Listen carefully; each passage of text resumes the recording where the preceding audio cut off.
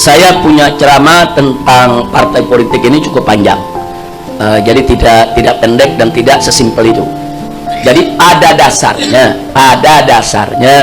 saudara, bahwa politik itu pada dasarnya sangat diperlukan untuk mengatur kekuasaan dan pemerintahan dalam suatu negeri.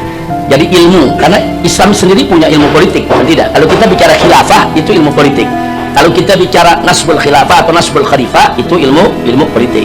Jadi kita tidak pernah mengharamkan politik. Hanya saja kalau politik itu dijalankan oleh orang-orang yang bertakwa dan menjalankan politik dengan iman dan takwa, maka politik itu akan manfaat untuk maslahat umat.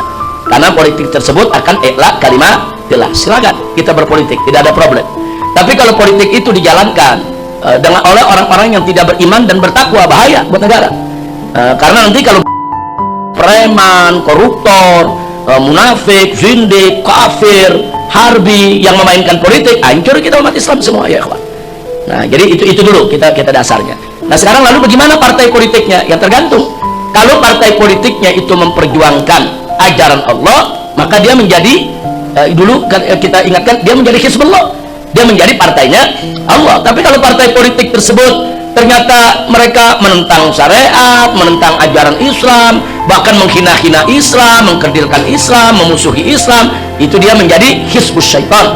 Dia menjadi partai setan. Nah, sekarang soal partai yang ada di Indonesia, ya nilai aja sendiri.